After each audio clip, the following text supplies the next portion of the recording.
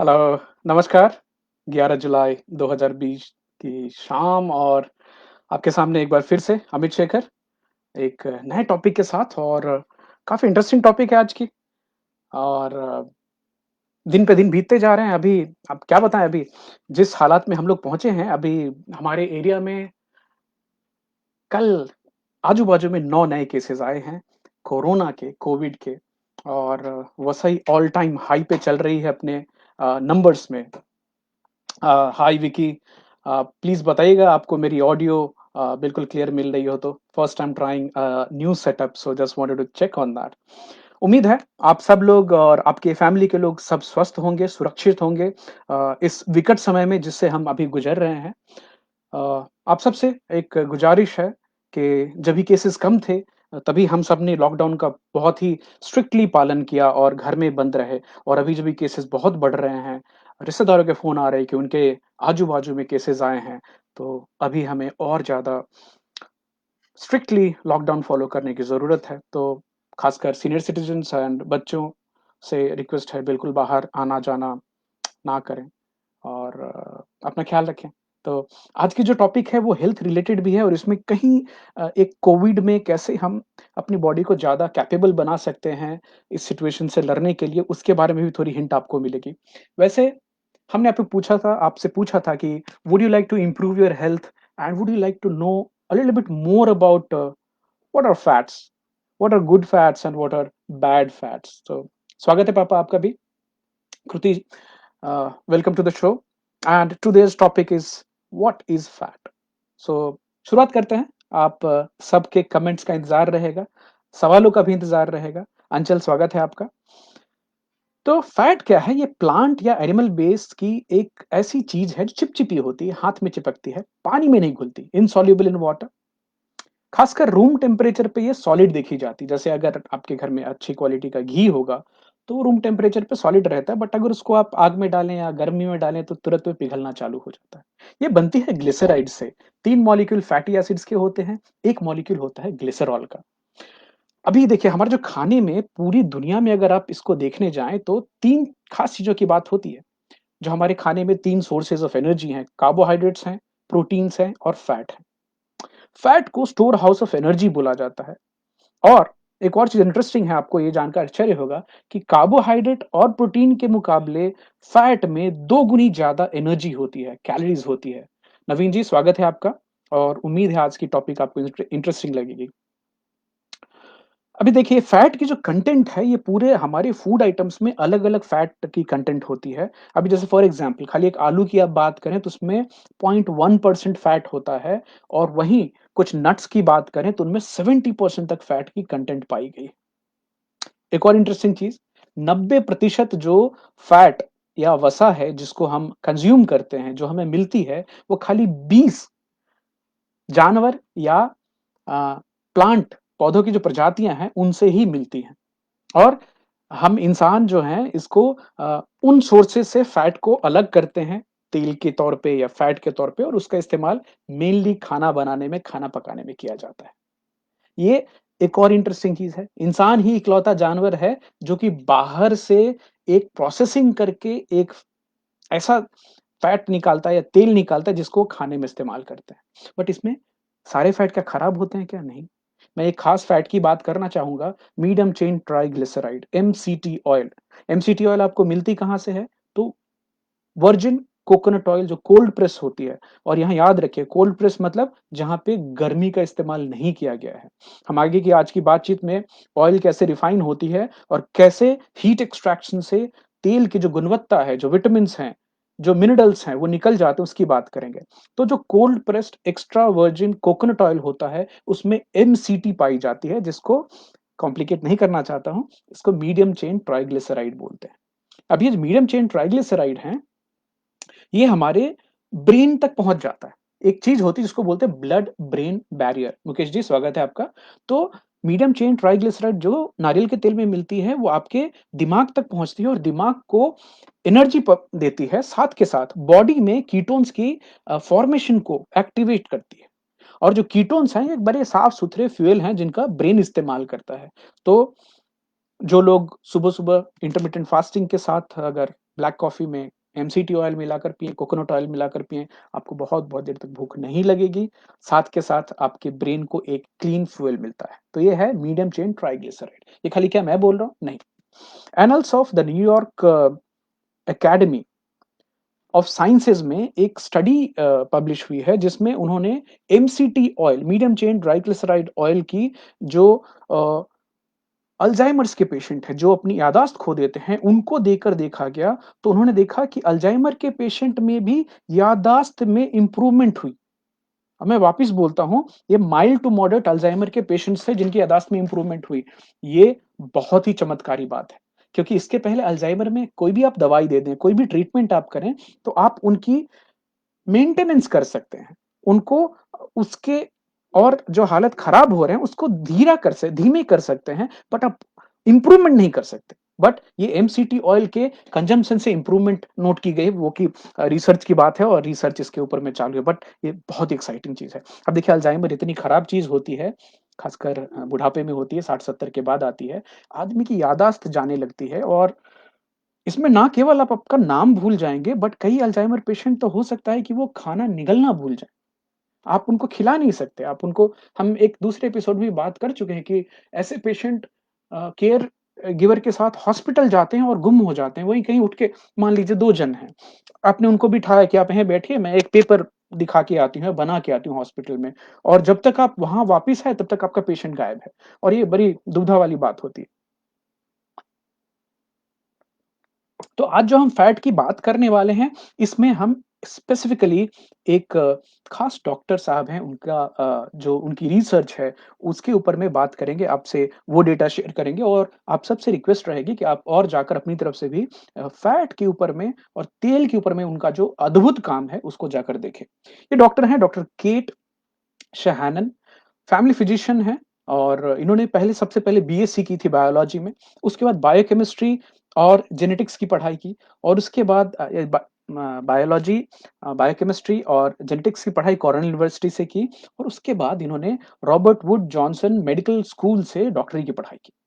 10 साल तक हवाई में इन्होंने प्रैक्टिस की और खाने के ऊपर में बड़ा गौर से इन्होंने गौर किया कि अलग-अलग कल्चर में जो अलग-अलग तरह का खाना खाया जाता है, उसका क्या इम्पैक्ट होता है। उसके बाद इन्होंने किताब लिखी थी जिसका नाम है डीप न्यूट्रिशन जो कि काफ़ी मानी हुई किताब है। इतनी इनकी शोहरत बढ़ी, इतनी पॉपुलैरिटी इनकी बढ़ी कि इनको बास्केटबॉल एसोसिएशन के अलग-अलग टीम्स ने इनवाइट किया अपने खिलाड़ियों के लिए खाने का चार्ट बनाने के लिए। तो डॉक्टर केट वहाँ से पॉपुलर हुई और आजकल उनकी एक किताब जल्दी ही आ रही है, जिसमें वो फैट के ऊपर में उन्होंने बहुत सारे रिसर्च करके और बातें शेयर की हैं। तो अभी डॉक्टर केट से पूछा गया कि इंटरव्यू में लोग पूछते हैं ना कि सबसे अच्छी एक्सरसाइज़ क्या होती है? तो उन्होंने बोला सबसे अच्छी एक्सरसाइज़ वो होती है जो आप करते हैं। बाकी ये पूछने का कोई मतलब नहीं कि सबसे अच्छी एक्सरसाइज़ कौन-सी होती है। जो आप कर पाएँ अगर वॉकिंग करते हैं तो अच्छी है, आप वेट उठा लेते हैं तो अच्छा है, साइक्लिंग करते हैं तो अच्छा है। तो अपने हिसाब से आप अपनी एक्सरसाइज़ सेलेक्ट कीजिए। वो एक और चीज़ बोलते हैं कि exercise is a matter of energy. आप व्यायाम करते हैं, ना करते हैं, ये डिपेंड करता है आपकी बॉडी में कितनी एनर्जी है और हमारा जो खाना है और ये जो विलिंगनेस होती है एक्सरसाइज़ करने की, हमारा खाना हमारी बॉडी के एनर्जी लेवल को बहुत हद तक प्रभावित करती है। और ये शरीर में जो फैट की बात हो रही है, मैं मोटा हूँ, मैं पतला हूँ, तो फैट कई सारे तो क्लिनिक्स चलते हैं जहाँ पे बॉडी से फैट निकाली जाती है, तो फैट खाली शरीर को सुंदर बनाने की ही बात नहीं है कि सुंदर दिखना है तो फैट बॉडी में कम होना चाहिए। एक और चीज़, हमारी बॉडी हमारी बॉडी में बहुत सारा फैट है। मैं अक्सर कई बार लोग बोलते हैं, "अरे! बहुत देर से कुछ खाया नहीं।" मतलब कोई बात नहीं, चिंता मत करो, तुम्हारी बॉडी पे अभी भी 1 लाख कैलोरीज़ हैं। कहाँ? फैट में स्टोर्ड हैं। और जब भी आपको भूख लगती है और अभी आप इमीडिएटली कुछ नहीं खाते हैं, तो बॉडी फिर वो फैट का इस्तेमाल करना कोशिश करती है करने की, कर नहीं पाती ज़्यादातर। अक्सर लोग बोलते हैं कि मेरी मेटाबॉलिज़्म जो है वो फ़ास्ट है या स्लो है। तो डॉक्टर केट का बोलना है कि मेटाबॉलिज़्म जो है वो फ़ास्ट और स्लो नहीं होती है। एक होता है हेल्दी मेटाबॉलिज़्म और एक होता है अनहेल्दी मेटाबॉलिज़्म। तो हमें क्या चाहिए? हमें चाहिए कि हमारे शरीर में जो फैट है वो अच्छी क्वालिटी का हो और वो अच्छी क्वालिटी का फैट कहाँ से आएगा? हमारे खाने से आएगा। तो जब भी आपकी बॉडी आपके शरीर में जो वसा जमा है, जो फैट जमा है, अगर उसको इस्तेमाल नहीं कर पाएगी, तो अल्टरनेट सोर्स ऑफ एनर्जी ढूँढती है और वो alternate alternate source of energy is sugar. आप चीनी से वो एनर्जी निकालेंगे और अभी खेल में भी जो बड़े-बड़े खिलाड़ी हैं और बड़े-बड़े लीग्स चलते हैं, वहाँ भी जो बिज़नेस के इंटरेस्ट इतने घुस गए कि चीनी मिली हुई चीज़ों को अच्छा ड्रिंक बताया जाने लगा। आप कोई भी माल्ट ड्रिंक उठा लें, कोई भी एनर्जी ड्रिंक आप देखें, उसमें चीनी मिली हुई होती है। तो एक तरह से बॉडी को भी आदत डाली गई कि जभी भी एनर्जी की ज़रूरत हो, तो आप चीनी का इस्तेमाल कर लो। ये भी दिमाग में कॉन्सेप्ट डाला गया कि ब्रेन को काम करने के लिए चीनी चाहिए, शुगर चाहिए, बॉडी को एनर्जी चाहिए तो शुगर चाहिए। ये मिथ है। डॉक्टर केट का बोलना है कि ये गलत है। ये भी सोचना कि जो चर्बी है, जो फैट है वो खराब होता है और हमें इसको जलाकर शरीर से खत्म करने की ज़रूरत है, ना। हम पहले के एपिसोड में बात कर चुके हैं कि शरीर के हर सेल की जो वॉल होती है, फैट की बनी होती है। आपके शरीर में कोलेस्ट्रॉल से बहुत सारे हार्मोन्स बनते हैं। बहुत सारे जो फैट चाहिए आपको तभी आप बहुत सारे vitamins, fat soluble vitamin A, D, E, K का इस्तेमाल कर पाएँगे। तो फैट बुरी चीज़ नहीं है। बुरी क्या है? किस क्वालिटी का फैट आप कंज़्यूम कर रहे हैं, इससे आपका स्वास्थ्य निर्धारित होगा। अभी देखिए, जो पेट्रोल होती है, जो हम कार में डालते हैं, वो भी एक फैट है। वो भी एक फैटी एसिड है, ऑक्टेन है। तो अभी हमें क्या देखना है, डॉक्टर केट बताते हैं कि stable fatty acid versus unstable fatty acid. हम इसकी बात करेंगे आजकल और उसमें मुख्यतः डॉक्टर केट बात करती हैं वेजिटेबल ऑयल की और उनके हिसाब से वेजिटेबल ऑयल बड़े ही अनस्टेबल होते हैं। मतलब वो हवा के संपर्क में आते, रोशनी के संपर्क में आते ही ऑक्सीडाइज हो जाते हैं, खराब हो जाते हैं और वो शरीर में जब भी आपके वो तेल पहुंचेगा तो आपके शरीर के अंदर में सूजन पैदा होती है, इन्फ्लेमेशन होती है। हम उसकी और आगे बात करने वाले हैं। तो आपके शरीर के अंदर में अगर ये अनस्टेबल फैटी एसिड गई है, ये रिफाइंड ऑयल गई है, तो आपका शरीर जो है वो एनर्जी जनरेट नहीं कर पाएगा और जब भी आपके शरीर में ये जो what do you call oxidised poly unsaturated fatty acids जमा हो रही है, तो नतीजा ये होगा कि बॉडी अपना जो फैट मेटाबॉलिज्म है उसको भूलती है और क्रेव करती है शुगर के लिए। तो आपको लगेगा कि मुझे चीनी लेनी चाहिए। हाय संध्या जी, स्वागत है आपका। और चीनी बिकती है, चीनी बहुत शानदार बिकती है। चीनी की एडिक्शन होती है, लोग चीनी के आदी हो जाते हैं। कई लोग हैं जो बोले अब मुझे भी मीठा खाना है, तो ये हमारी बॉडी उस ट्रैप में फँस गई।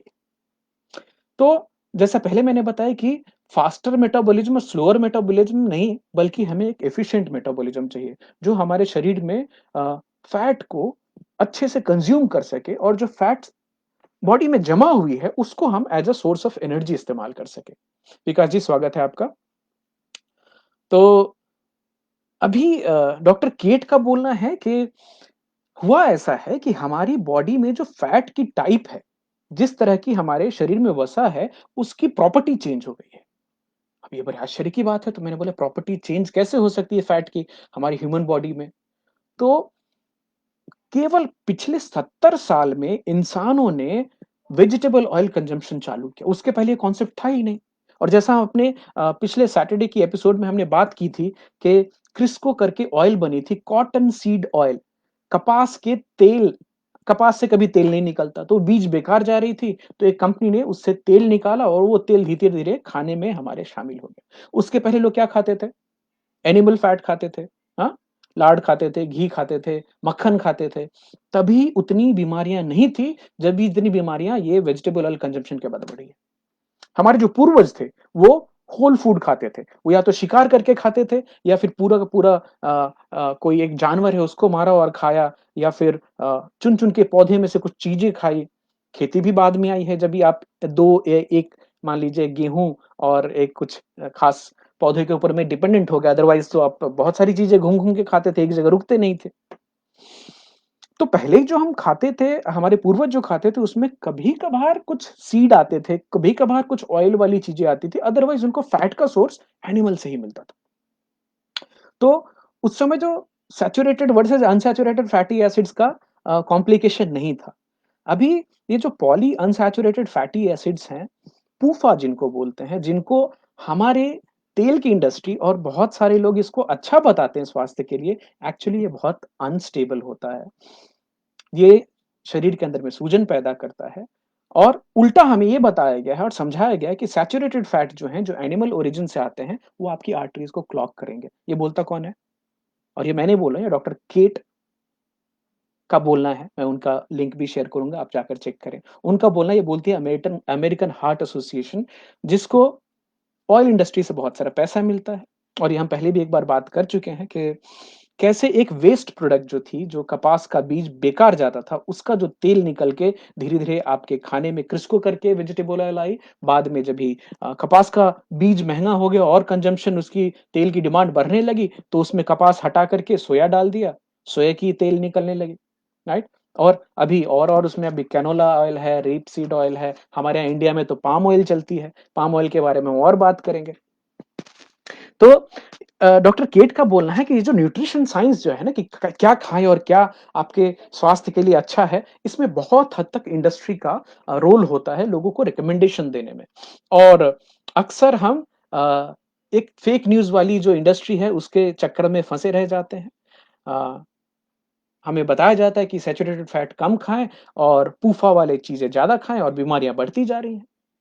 तो खाली 100 साल पहले जब भी लोगों के बॉडी से टिश्यूज निकाल करके उसमें उस समय जो पॉलीअनसैचुरेटेड फैटी एसिड पूफा का कंटेंट देखा गया था, तो वो था 2 से 4%।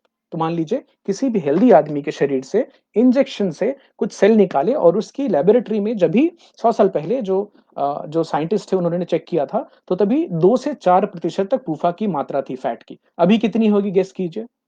10 गुना ज्यादा। 15 से 30% हमारी बॉडी में जो फैट हैं, वो वेजिटेबल ऑयल के बने फैट हैं। ये पहले नहीं था। एक पिछले 70 साल का एक्सपेरिमेंट है, जिसमें और एक बड़ी इंटरेस्टिंग बात है कि डॉक्टर केट कैलिफोर्निया में एक अच्छे रेस्टोरेंट में गई और वहाँ पे खाने में इन्होंने देखा कि खाना किस चीज़ से बना है, किस चीज़ से बना है, तो हर खाने की आइटम में उनको वेजिटेबल ऑयल दिखे। तो अंत में उन्होंने गुस्सा भी आया और उन्होंने बाद में एक ट्वीट किया और आर्टिकल लिखी कि ये क्या क्या बात है, हर खाने की चीज़ में वेजिटेबल ऑयल मिलाना ज़रूरी है क्या? कुछ हेल्दी हो सकता है तो वो क्यों नहीं करते? तो इस पे कुलिनरी इंस्टीट्यूट ऑफ अमेरिका के डायरेक्टर ने उनको लेटर लिखा कि भाई ऐसे आप अफ़वाहें मत फैलाइए कि जो हम लोग वेजिटेबल ऑयल इस्तेमाल करते हैं वो स्वास्थ्य के लिए अच्छा है। उन्होंने बोली देखिए बायोकेमिस्ट्री मैंने पढ़ी है, डॉक्टर मैं हूँ, मैंने रिसर्च किया है। आप कैसे बोल सकते हैं कि ये हेल्दी है? बोला एक काम करते हैं, हम लोग मिलते हैं खाने पे और हम फिर बातचीत करेंगे कि हमारी और आपकी तेल के बारे में समझ है उसके ऊपर। हम बोला ठीक है आइए। तो ये लोग एक डिनर के ऊपर मिले हैं और डिनर की जो शुरुआत हुई है, तो ये जो कुलिनरी इंस्टीट्यूट ऑफ अमेरिका के डायरेक्टर थे, उन्होंने बताया उनको कि कैसे वो ऑलिव ऑयल को प्रिज़र्व करते हैं। ऑलिव ऑयल के ऊपर में नाइट्रोजन गैस डाली जाती है, जिससे कि बाहर के वातावरण से ऑक्सीजन आके उसको खराब ना कर दे। तो उन्होंने बोला ये तो ठीक है, ये तो ऑलिव ऑयल की बात हुई, बाकी वेजिटेबल ऑयल में आप क्या करते हो? तो उन्होंने बोला कि देखिए वेजिटेबल ऑयल तो हम सबको इसलिए देते हैं कि वो सस्ता है क्योंकि ऑलिव ऑयल सब नहीं खरीद सकते। तो उन्होंने बोला तो इसका मतलब आपका ये है कि वेजिटेबल ऑयल स्वास्थ्य के लिए खराब है लेकिन सस्ता है तो चलेगा? तो बात वहाँ पे रुक गई। अभी ये सोचने की बात है, इसने मेरे को भी सोचने के लिए मजबूर किया कि हमारे घर में भी पहले जो हम बचपन में जो तेल खाते थे वो घी थी या फिर सरसों का तेल था, हमारे गाँव में चलता था। और बाद में शहरों में आने के बाद और ये हमें समझाया गया कि नहीं-नहीं, वो जो गाँव का तेल है वो तो खराब है, वेजिटेबल ऑयल अच्छा होता है, वेजिटेबल ऑयल यूज़ करना चाहिए। कृति पूछ रही हैं how about olive oil? Kriti olive oil अच्छी होती है, उसमें डिफरेंशिएशन है लेकिन। Virgin coconut oil, virgin olive oil वो अच्छा, कोल्ड प्रेस्ड जिसमें गर्मी का इस्तेमाल नहीं किया जाए। हमारे यहाँ जो कच्ची घानी तेल होता है, तो कृति अगर आपको कच्ची घानी मूँगफली का तेल मिले, वो भी अच्छा है, बशर्ते वो रिफाइंड नहीं होना चाहिए। रिफाइन करने में क्या 40 प्रोसेस जाते हैं, अलग-अलग केमिकल लगते हैं, उसकी ऑयल की न्यूट्रिशनल कंटेंट निकल जाती है, विटामिन्स निकल जाते हैं, मिनरल्स निकल जाते हैं और वो एक केमिकल रह जाता है खाली। मैं आगे इसके बारे में और बात करूँगा, बट आपके सवाल आने दीजिए जिससे हम इस टॉपिक को और एक नतीजे तक ले जाएँ। राजीव जी स्वागत है आपका। तो पहले तो खाली हम तोरी का तेल ही चलता था, राई का तेल चलता था और घी चलता था, बट बाद में मार्केट ने हमें सिखा दिया, समझा दिया कि नहीं, आप लोग गलत काम कर रहे हो, वेजिटेबल ऑयल खाना चाहिए आपको, ले ली बजाय।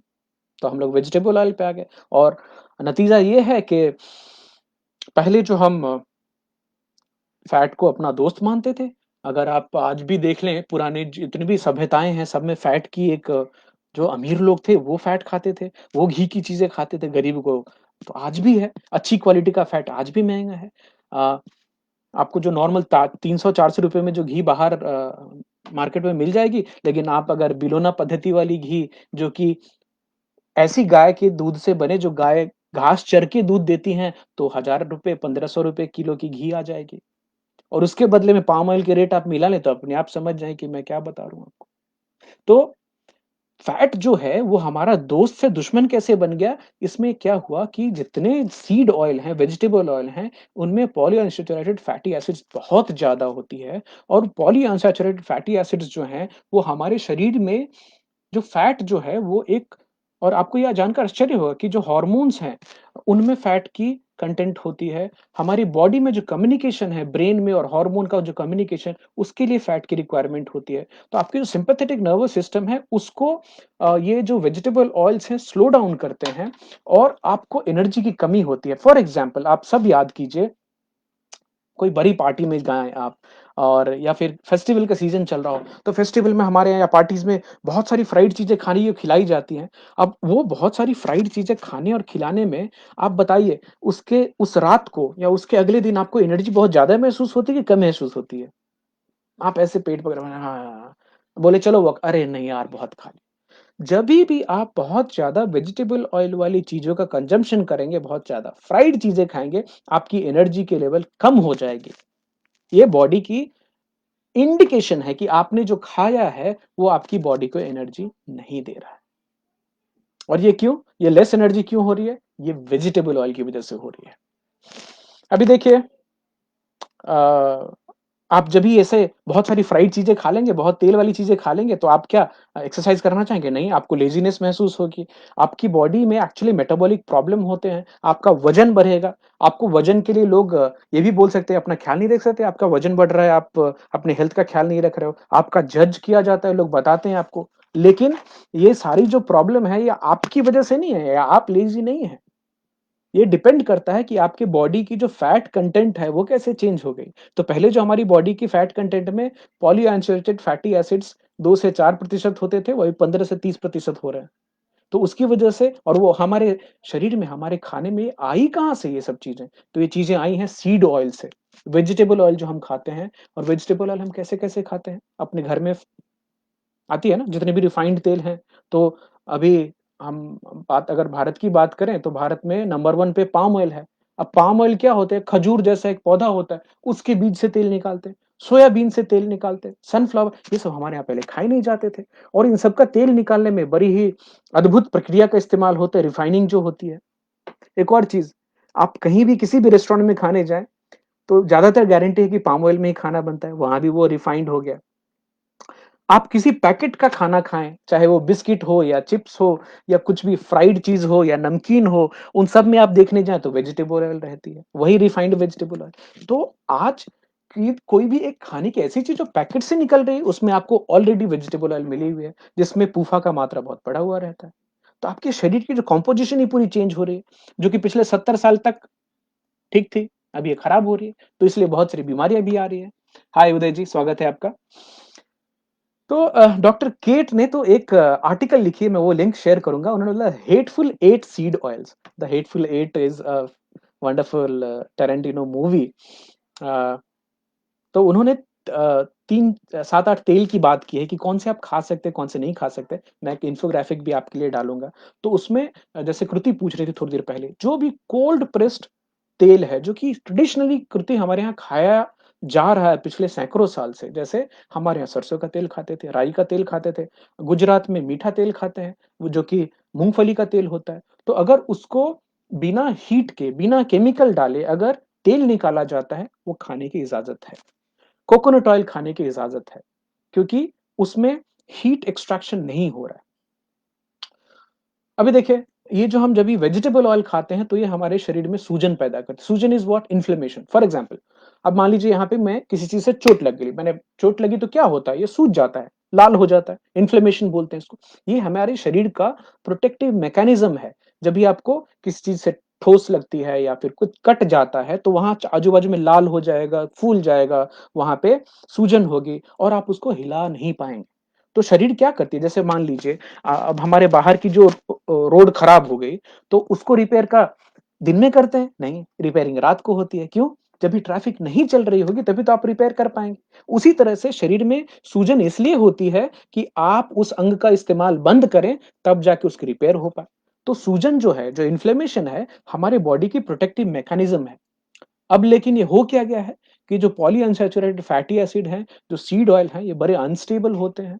ये ऑक्सीजन के संपर्क में आकर खराब हो जाते हैं। तो कभी भी तेल जो अपने घर में रखते हैं, उसको एक बहुत ही टाइट डब्बे के अंदर में रखना है। उसको ऐसे खुले में नहीं रखना है, वो तेल तुरंत खराब हो जाता है। रूपम दीदी को चिंता हो रही है कि देखिए बहुत सारी चीज़ें सीखनी है तेल के संबंध में और इससे इस जानकारी से मेरी भी आँखें खुली हैं, उम्मीद है आप सबकी भी आँखें खुलेंगी।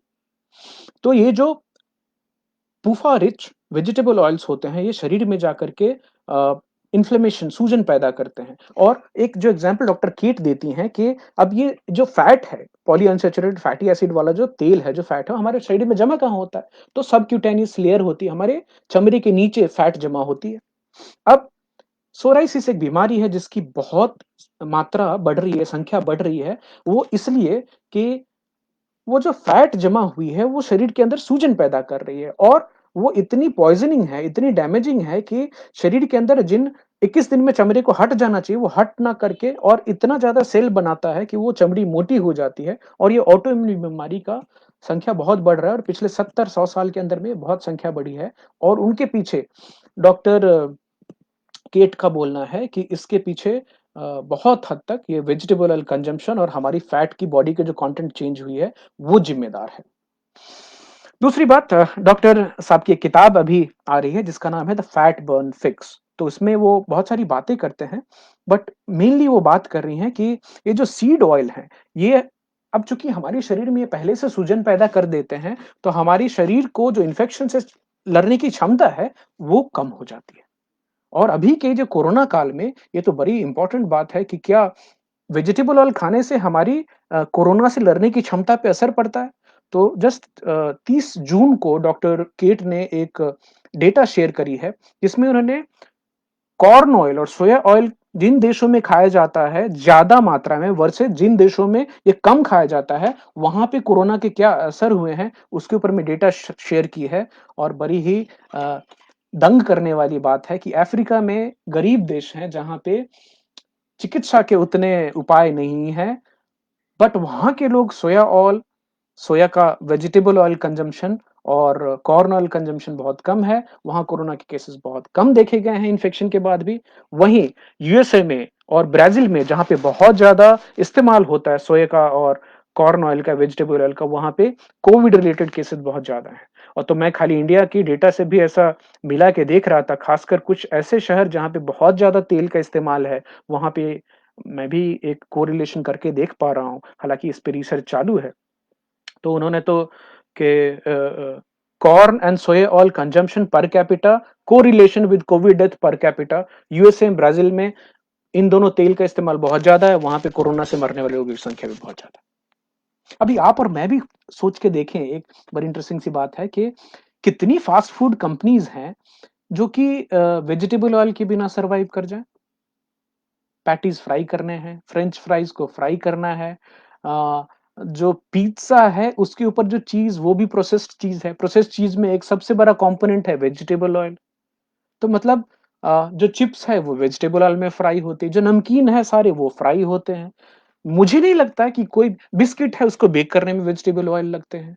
तो आप खुद से सोच कर देखें कि कौन-सी फूड इंडस्ट्री और पैकेट में जो खाना निकलता है, कौन से खाने बंद हो जाएँगे अगर प्रोसेस्ड जो तेल है उसका इस्तेमाल कम किया जाए या बंद किया जाए तो। मेरा तो दिमाग ही घूम गया पूरा। अभी देखिए अमेरिका में, यूएसए में यूज़ करते हैं rape seed oil, canola oil बोलते हैं उसको। जैसे राई का ये तेल है बट उसको रिफाइंड करके इस्तेमाल करते हैं। सोयाबीन का ऑयल इस्तेमाल होता है बहुत ज़्यादा और रिफाइनिंग की प्रोसेस पे हम बात करेंगे। बट मैंने भारत की डेटा जो देखी तो भारत में हम सबसे ज़्यादा इस्तेमाल करते हैं पाम ऑयल। सेकंड नंबर पर है सोयाबीन का तेल, तीसरे नंबर पर है सनफ्लावर का ऑयल और चौथे नंबर पे आती है सरसों। हमने पिछले सैटरडे को बात की थी, भारत खाने में जिन चीज़ों का इम्पोर्ट करती है, उसमें सबसे नंबर 1 पर है तेल। हम हर साल 74,996 करोड़ रुपए का तेल बाहर से मंगाते हैं। हम इतना तेल खाने वाले देश बन गए हैं। अभी देखिए, डॉक्टर केट ये भी बोलती हैं कि जो प्रकृति है, जो नेचर है, वो कभी भी गलत फैट नहीं बनाती है। गलत फैट, गलत तेल कहाँ बनता है? वो फैक्ट्री में बनता है। वो बॉटल में पैक होकर के आपके घर में आता है। वो देखने में बिल्कुल साफ होता है, उसमें कोई गंध नहीं होती है और इस स्थिति तक तेल को लाने के लिए 40 स्टेप किए जाते हैं। 40 steps are involved in the refining. 40 अलग-अलग तरह की मशीन से उस तेल को गुजरना पड़ता है। तो बेसिकली जो सीड है, से फॉर एग्जांपल सोयाबीन का है या पाम का सीड है, उसको लेते हैं, उसको गरम करते हैं। आप बोलेंगे तेल निकालने में गरम क्यों करना? हाँ, हाँ, बिल्कुल गरम करते हैं। फिर उसको मशीन के अंदर में प्रेस किया जाता है, तो जो तेल निकलता है उसको बोलते हैं वर्जिन ऑयल। ठीक है? जो पहला तेल निकला उसको बोलते हैं, तो कुर्ती अगर आप सुन रही होंगी, तो जो first oil which comes after the heat extraction is called virgin oil. और अगर उसमें हीट का इस्तेमाल नहीं किया गया है, तो उसको बोलते हैं कोल्ड प्रेस्ड वर्जिन ऑयल। तो मतलब और हीट क्यों अवॉइड करने बोलते हैं कि ये जो विटामिन्स होती हैं ए, डी, ई, के जो कि इन तेलों में नेचुरली पाए जाते हैं वो बर्बाद हो जाएँगे, वो गर्मी के जब भी संपर्क में आते हैं तो खराब हो जाते हैं।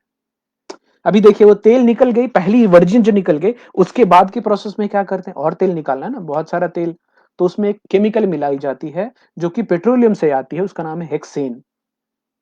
हेक्सेन मिला करके फिर तेल निकलती है बाहर में, तो तेल नहीं निकली। हेक्सेन मिलाने के बाद वो जो मांस तैयार होता है, वो जो पल्प तैयार होता है, बहुत गंदा होता है। अगली स्मज बोल सकते हैं उसको, चिपचिपा होता है, ग्रीस जैसा होता है, उसपे बहुत सारा फ़ोम होता है। अ, वो बिल्कुल मोम के जैसा होता है। अब उसको तो आपको खाने के लिए दे नहीं सकते, उससे बदबू भी आती है क्योंकि में केमिकल मिले हुए हैं उसके अंदर में। तब उसको क्या करते हैं, उसमें से फिर तेल अलग किया जाता है और तेल निकलने के बाद भी जो पल्प बच जाती है, जिसको मील बोलते हैं, वो मील कहाँ जाती है? वो गाय को, भैंस को पिग्स को, चिकन फार्म्स में वो खिलाया जाता है और बाकी इंडस्ट्री में यूज़ करते हैं। तो आप लोग ना वार्निश आपको याद है वार्निश पेंट करके जो अ, जैसे हम किसी वुडन चीज़ पे शाइन चाहिए होती है, तो हम वार्निश करवाते हैं ना, वार्निश बनती थी सोयाबीन के तेल से पहले। वो इतनी जल्दी ऑक्सीडाइज़ हो जाती है कि वो सोयाबीन का तेल जो इंडस्ट्रियल तेल था पहले, वो लकड़ी पे आप लगाएँ तो वो सूख जाती है और सूखने के बाद उसमें चमक आती है और वो हार्ड हो जाता है। तो डॉक्टर केट का बोलना है उसी तरह से वो अंदर जाके हमारी आर्टरीज़ को भी हार्ड करती है, राइट?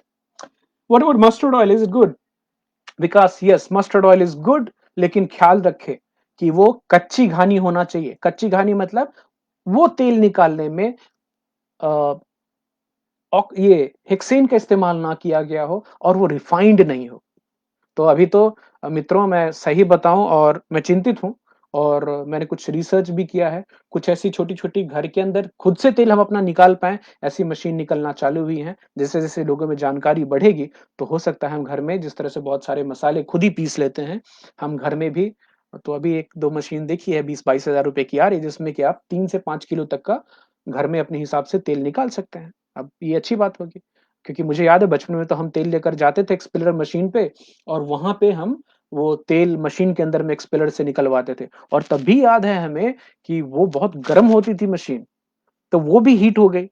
तो उसको भी बचने की बात कह रहे हैं कि कोल्ड प्रेस्ड होना चाहिए। हम आ रहे हैं आगे विकास जी कि कौन-सी चीज़ें खानी चाहिए, कौन-सी चीज़ें तेल के हिसाब से डॉक्टर केट के हिसाब से जो बताते हैं और नहीं खानी चाहिए। तो जो हम बात कर रहे थे कि जो जो मील हो गई वो एनिमल में चली गई या फिर उसको इंडस्ट्रियल इस्तेमाल में ले लिया और जो बचा जो ऑयल जो तेल अभी भी वो गंदा है, उसके ऊपर में फ़ोम है, उसके ऊपर में वैक्सी है वो पूरा मोम के जैसा दिख रहा है। बट ये जो गर्मी से होके निकला और ये जो केमिकल से होके जो वेजिटेबल ऑयल निकला है, अभी तक उसके सारे विटामिन डिस्ट्रॉय हो चुके हैं। खासकर विटामिन ई जो उसके अंदर होती थी, जिसको पूफा को पॉलीअनसैचुरेटेड फैटी एसिड को स्टेबल रखती थी, वो खराब हो गई। मतलब अभी पूफा स्वतंत्र है, वो तुरंत ऑक्सीडाइज़ हो सकता है। तो अभी क्या हुआ? अभी वो गंदा तेल जो है उसको करेंगे रिफाइन, तो मशीन से उसकी सफाई हुई। फिर उसको करेंगे ब्लीच। हाँ, वही ब्लीच जो आप कपड़ों को ब्लीच करते हैं सफेद करने के लिए, वैसे ब्लीचिंग के लिए केमिकल डाले जाते हैं उस तेल में। ब्लीच हो गई बट गंध तो अभी भी है, बदबू है। तो उसके बाद की अगली प्रोसेस उसको बोलते हैं डीऑडराइज़ेशन। तेल से उसकी बदबू को हटाने के लिए फिर से केमिकल डालिए, फिर उसको फ़िल्टर कीजिए। और ज़्यादा डैमेज हो गई पूफ़ा, क्योंकि केमिकल भी गए और जो भी उसके अंदर में जो न्यूट्रिशन था, वो सब तो पहले ही निकल गया। अभी बॉटलिंग हुई तो ऑक्सीडाइज़ेशन भी हो रही है, तुरंत तो बॉटल में नहीं चला गया और जितने देर तक वो तेल अ, हवा के संपर्क में आएगा, उतना खराब होता जाएगा। ये होते-होते आपके घर तक पहुँचते-पहुँचते वेजिटेबल ऑयल्स में ऑलरेडी टॉक्सिन की फॉर्मेशन हो चुकी है। हम पहले भी एक एपिसोड में आपसे बात कर चुके हैं कि आपके घर में तेल रखने के लिए या तो स्टील का बर्तन इस्तेमाल होना चाहिए या फिर शीशे का बर्तन जो कि काले रंग का हो, क्योंकि हर तेल को धूप से, रोशनी से और गर्मी से बचाने की सलाह दी गई है सो दैट उसकी ऑक्सीडेशन रुक सके। तो आप सब अपने देखें, आपको अब जो अ, शॉप के शेल्फ के ऊपर में जो तेल मिलता है, वो अक्सर आपको दिखाया जाएगा कि ये ट्रांसपेरेंट है, साफ है, गलत है वो, ऐसा नहीं होना चाहिए। और ये जो वेजिटेबल ऑयल हैं, जो रिफाइंड हैं, केमिकल मिला हुआ तेल है, उसका नाम क्या दे देते हैं बड़ा अच्छा? ये वनस्पति है, ये वेजिटेबल से निकला है, वेजिटेबल से कोई तेल नहीं निकलता। ये प्लांट ऑयल है, ये सब नहीं है। ये केमिकली इंड्यूस्ड ऑयल हैं और बहुत-बहुत खतरनाक है, डॉक्टर केट का बोलना है। उनका ये भी बोलना है कि अगर आप आज भी कॉन्शियस हो जाएँ कि हम वेजिटेबल की कंजम्पशन अपने खाने में कम करें, बंद करना तो शायद बहुत मुश्किल होगा क्योंकि आप रेस्टोरेंट में पूरा खाना बंद करना पड़ेगा आपको।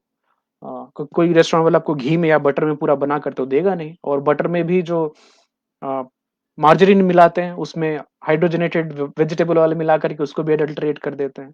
तो अगर कॉन्शियस हो गए, थोड़ी जानकारी आज मिली है तो वेजिटेबल ऑयल खराब है, तो वापिस डॉक्टर केट का बोलना है अनरिफाइंड सीड ऑयल जो कि आपके यहाँ 100 साल पहले खाया जाता था, भले ही वो सरसों का तेल हो, भले ही वो मूँगफली का तेल हो, भले ही वो नारियल का तेल हो, अनरिफाइंड और कच्ची घानी, कोल्ड प्रेस्ड अगर आपको मिलता है, वो सबसे बेस्ट है। और अगर आपने आज भी डिसाइड किया कि आपको अपने शरीर को और मुझे मैंने भी डिसाइड किया मेरी फैमिली को भी सबसे बात करूँगा कि अगर हम सबको अपनी बॉडी की फैट की क्वालिटी इंप्रूव करनी है तो ओवरनाइट नहीं होगी, इसके लिए 2 साल लग जाएँगे। बट डॉक्टर केट ने अपने रिसर्च पे और बहुत सारे ऐसे लोगों के न्यूट्रिशनिस्ट हैं बहुत सारे खिलाड़ियों की उन्होंने लाइफ़स्टाइल में चेंज लाई है, उनके परफॉर्मेंस में, उनके एनर्जी में बहुत ज़्यादा परिवर्तन आया, लेकिन इमीडिएट नहीं होता है। तो आखिरी जाते-जाते रिक्वेस्ट है, हम सबको वेजिटेबल ऑयल से बचने की बहुत-बहुत ज़रूरत है। क्योंकि हमारे शरीर में जो ऊर्जा है, जो फैट से आती है, अच्छे फैट से आती है। अब फिर अच्छे फैट में क्या-क्या? तो क्या नहीं खाना है? वेजिटेबल ऑयल जो रिफाइंड होते हैं, नहीं खाना है। मार्जरीन जो टेबल स्प्रेड आती है, वो नहीं खाना है। क्या खा सकते हैं? जो नेचर से हमें मिलता है, बिना प्रोसेस किया हुआ जो फैट मिलता है, उसे खाने की सलाह दी गई है। तो घी खाएँ, मक्खन खाने की सलाह है। जो लोग नॉन वेजिटेरियंस हैं, उनके लिए अंडे की सलाह डॉक्टर केट देती हैं और जो एनिमल सोर्सेज़ से मिल रहे हैं, उसको खाने की सलाह दे रही हैं। इन सब चीज़ों में जो-जो रिसोर्सेज़ शेयर हुए हैं, मैं आपको कमेंट्स में डाल दूँगा और रिक्वेस्ट करूँगा कि आप ये जो आई ओपनिंग एपिसोड है वेजिटेबल ऑयल के बारे में, जिसका इम्पैक्ट हमारे स्वास्थ्य पे बहुत ज़्यादा है, खासकर इस कोरोना के समय में इन्फेक्शन से लड़ने में ज़रूरत है और ये डॉक्टर केट की रिकमेंडेशन है। तो मैं उम्मीद करता हूँ कि आप लोग उनकी किताब भी पढ़ेंगे और उनकी वेबसाइट पे भी जाएँगे। मैं लिंक ज़रूर डालूँगा आप सबके नॉलेज के लिए।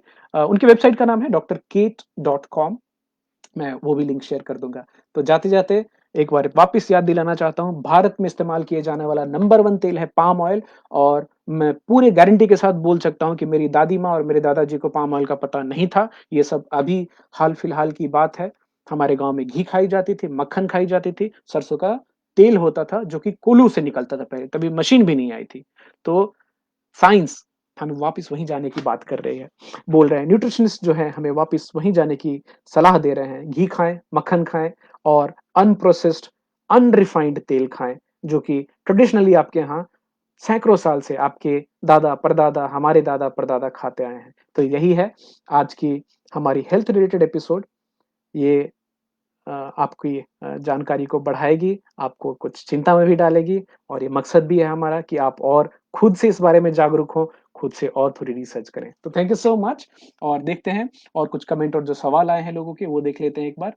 तो Vicky thank you so much for joining, thank you पापा। उम्मीद है आपको आज की एपिसोड अच्छी लगी होगी। थैंक यू कृति, नवीन शर्मा जी, मुकेश जी, संध्या जी, विकास कुशवाहा जी, राजीव जी, उदय जी, रूपम दी, रोजी ठाकुर और पापा। पापा तीसी का तेल भी खाया जाता था पहले, फ्लैक्स सीड ऑयल। हालाँकि हालाँकि ये जो तेल है, किसी भी तरह का तेल है, उसको अच्छे से बंद करके रखने की सलाह दी जाती है। उसको हवा से संपर्क में नहीं आने देना है। एक और चीज़, हमारे खाने के जितने भी मीडियम्स हैं, उन सारे मीडियम में सबसे ज़्यादा हाई स्मोक पॉइंट वाला जो कुछ मीडियम है खाने का, वो है घी। घी 400 से 600 फ़ारेनहाइट तक भी खराब नहीं होती है। तो डीप फ्राइंग के लिए कोई भी चीज़ खानी है, तो आपको सबसे बेस्ट सोर्स है घी का। अगर आप तिसी का तेल या तिल का तेल, तिसी का तेल भी और तिल का तेल इस्तेमाल अगर करना चाहें तो थोड़ा बटर डालें। मैं और कॉम्बिनेशन आगे बात करूँगा जो कि डॉक्टर कीट और बाकी जो न्यूट्रिशनिस्ट है वो बता रहे हैं। बट मोटा-मोटा एक आज की पूरी एपिसोड को खत्म करने के पहले बोलूँ, avoid refined oil if you want good health. Thank you so much and thank you Anchal, thank you Shailesh ji, thank you Nitesh ji for joining and bye bye, take care. कल मिलते हैं एक दूसरे इंटरेस्टिंग टॉपिक के साथ। तब तक के लिए अपना ख्याल रखिए। सी यू टुमारो। बाय।